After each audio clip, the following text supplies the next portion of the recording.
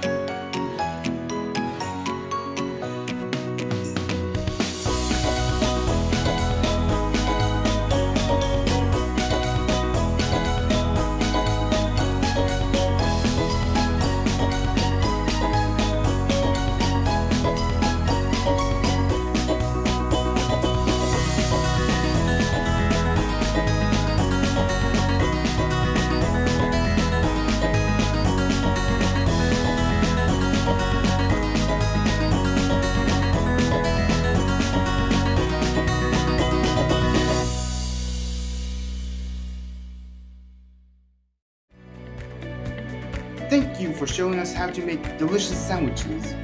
Now to Off the Control with their report on Final Fantasy Remake. Welcome back to Off the Control. We are going to be reviewing Final Fantasy VII Remake. For this episode, I'll let Toby start us off.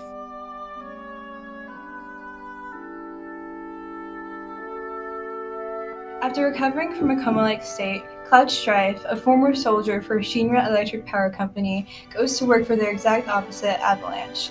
Led by Barrett Wallace, Avalanche fights against Shinra and believes that the harvesting of the planet's energy is dangerous and immoral. The story continues as Cloud and the others fight against the unjust use of their planet's energy.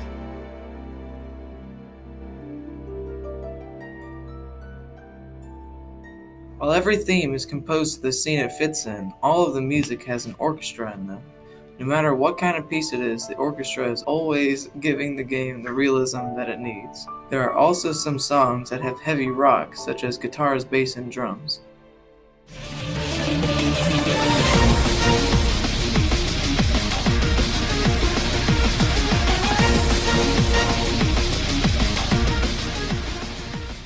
But behind it all is the orchestra. This game has such beautiful music that was written perfectly to fit into it.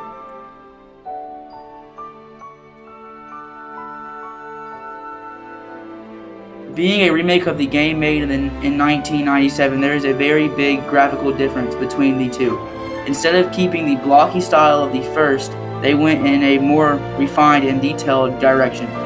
A bit of people thought that the jump was too westernized or realistic and that it diverged too much from the original, but just as many or more think it's perfectly fine.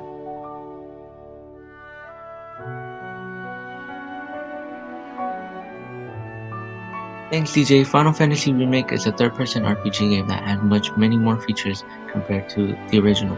The battle system in this remake adds more traditional combat mixed with real time, which is using powerful magic and abilities against their enemies, as well as playing different characters within your party.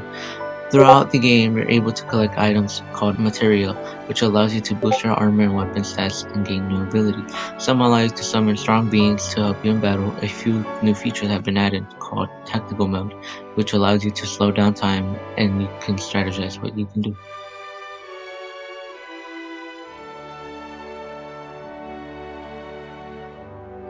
Thanks, Edwin. Now on to the game reviews. Final Fantasy VII Remake is the third most shared, fourth most discussed, and eighth best game on PS4 in 2020. This game has 126 critic reviews with an 87 media score. In total, this game has 6,314 user reviews with an average score of 8.1 out of 10. In total, we rate the remake of Final Fantasy VII a 9 out of 10. Now, back to the host. Final Fantasy VII Remake? Man, this game, graphics, music, and story pulls you in. But now, we'll have Angel lead the vlog.